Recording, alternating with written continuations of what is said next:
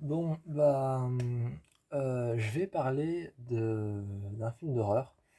Un film d'horreur que certainement beaucoup de personnes et beaucoup de fans comme moi connaissent. Un film d'horreur que beaucoup de personnes qui adorent les films d'horreur comme moi euh, connaissent certainement. C'est le film d'horreur Sinister.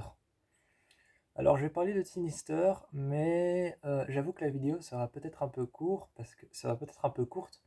La vidéo sera peut-être un peu courte parce que j'ai pas beaucoup de choses à dire sur Sinister. J'ai pas beaucoup de choses à dire sur Sinister et je vais parler de Sinister 2. Donc je vais parler du 2, mais pour moi, le 2 n'est qu'une suite, en fait, une brève suite du 1.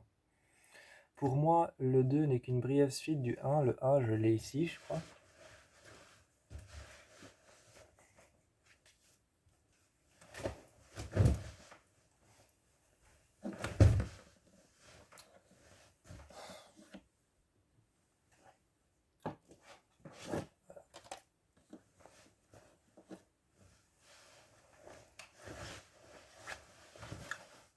Voilà. Pour moi, personnellement,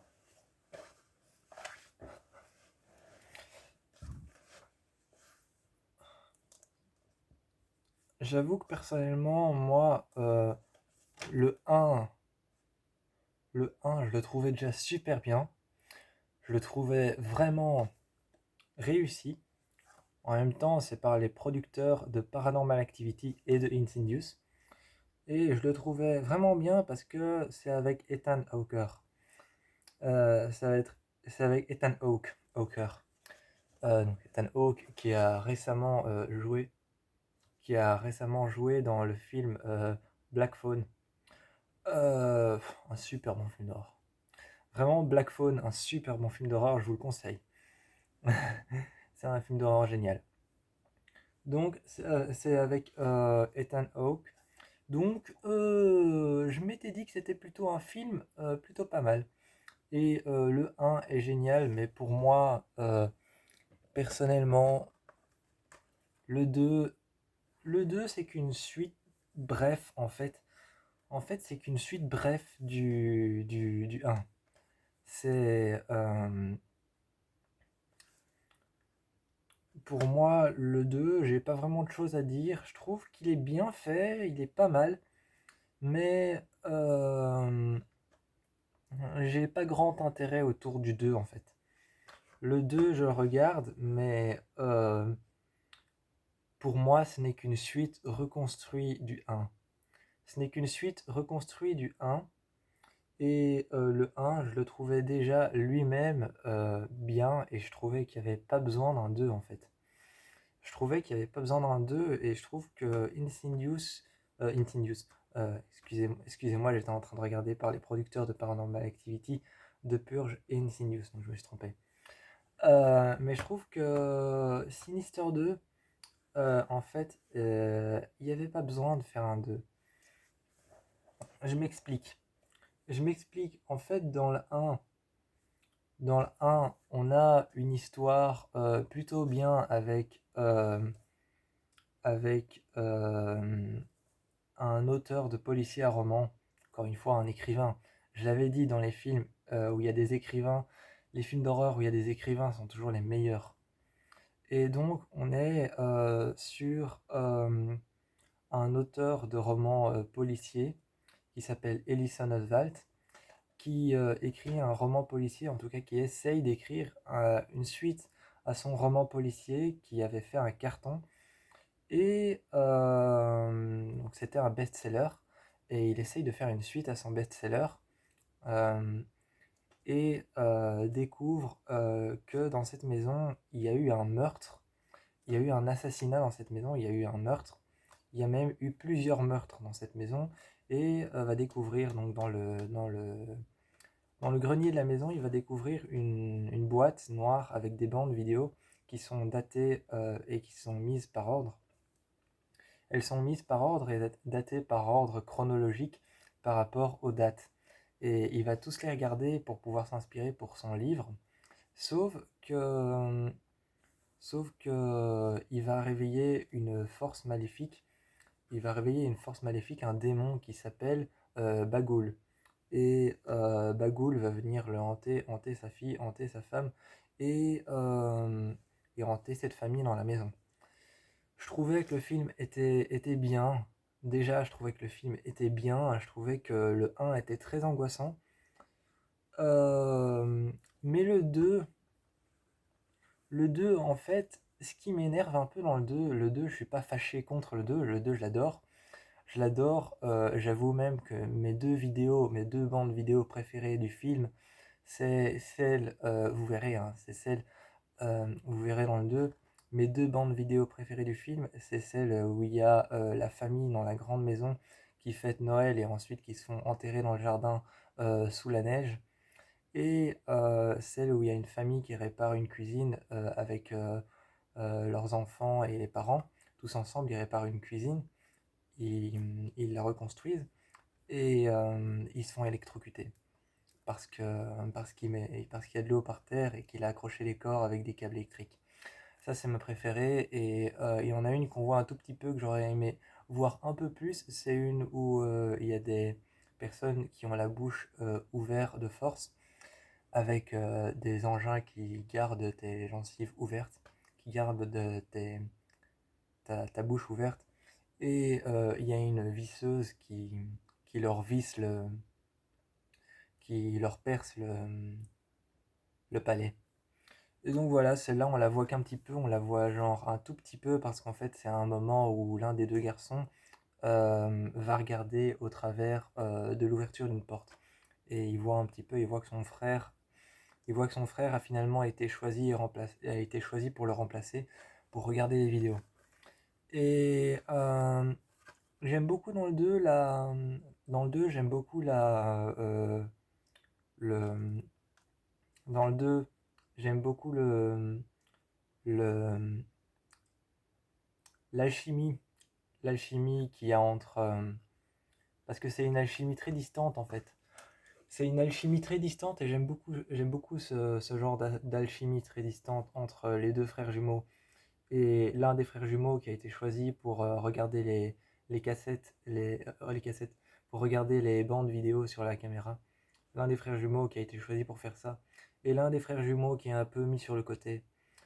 J'aime bien ça, j'aime bien l'histoire avec la mère qui a les fils, qui a les deux enfants sous sa garde, et le père qui essaye de les récupérer et qui battait sa mère et qui battait les deux enfants et qui battait surtout un seul enfant. C'était l'un des deux jumeaux, je sais plus lequel c'est, mais surtout lui, il le battait. Et d'ailleurs, il y a quelques hommages dans ce film. Il y a quelques hommages, comme par exemple, il y a un hommage à Rosemary Baby. Il y a un hommage au film Rosemary Baby avec la mère qui garde ses deux jumeaux. Et il y a un hommage à Shining, parce que dans Shining, à un moment, on explique que, que, que Jack Torrance, on explique que Jack Torrance, dans Shining, quand il est au bar, avait pris son fils trop fort parce qu'il avait fait tomber des... Parce que Jack Torrance, dans Shining, est prof. Et quand il était à la maison et qu'il n'était pas encore à l'hôtel, euh, son fils avait fait tomber...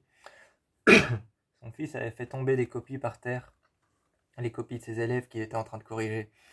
Et pour le punir, il l'avait relevé en le prenant par l'épaule et lui avait déboîté l'épaule en le prenant par l'épaule. Et là, on explique qu'à un moment, quand il y a un des deux jumeaux qui est assis sur, euh,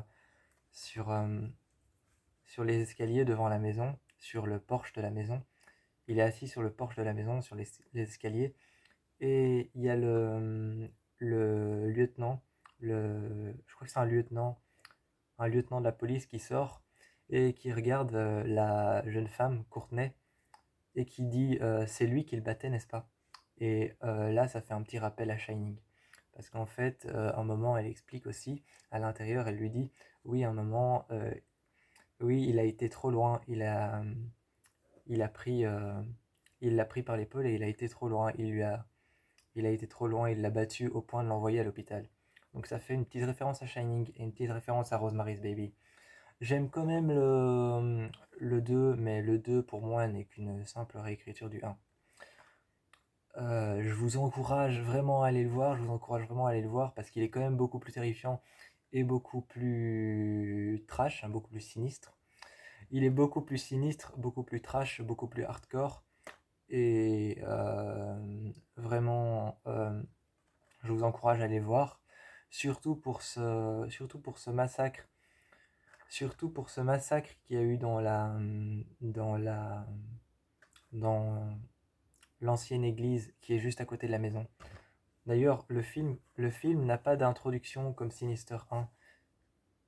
Sinister 1 a une introduction avec on voit les pendus, on voit les pendus qui se font pendre à l'arbre avec la branche qui tombe et il est écrit Sinister. Mais le 2 n'a pas d'introduction. Il y a juste l'enfant qui va se coucher et ensuite il y a Milo, il y a Milo, l'un des enfants qui est mort et qui regarde les vidéos avec lui, qui vient et il refuse de descendre à la cave pour regarder une vidéo. Et t'as Milo qui lui dit: Bon, bien, dans ce cas, fais de beaux rêves. Ironiquement, évidemment, de manière tu vas faire des cauchemars en fait. Et après, c'est le film qui commence, il n'y a pas d'introduction. Et le film commence sur la toute dernière vidéo qui va être faite par l'un des jumeaux.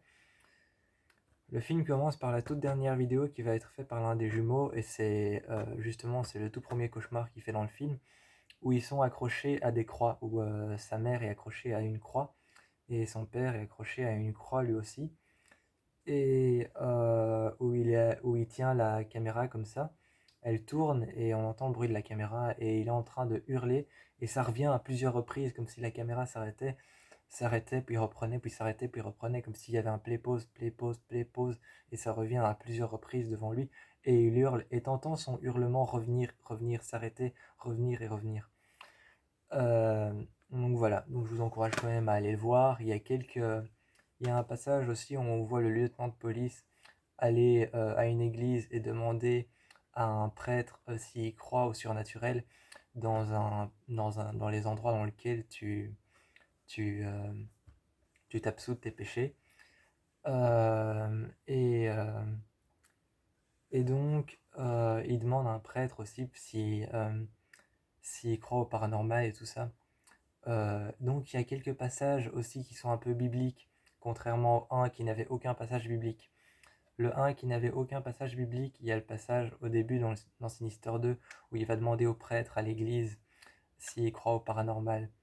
Le cauchemar de l'un des jumeaux qui est avec ses parents qui sont accrochés sur une croix, et la maison dans laquelle ils vivent qui est juste à côté d'une ancienne chapelle qui a servi de meurtre, qui a servi d'endroit pour le théâtre d'un meurtre. Donc il y a 3 références bibliques qui sont assez présentes, dont la chapelle qui est souvent présente pendant tout le film parce qu'elle est juste à côté de la maison et que le film se passe entièrement dans la maison. Donc je vous encourage à aller voir Sinister 2, même si pour moi ce n'est qu'une réécriture du 1 et que je l'aime pas tant que ça, mais que je le regarde de temps en temps. Je vous fais plein de bisous et je vous encourage à aller voir Sinister 2.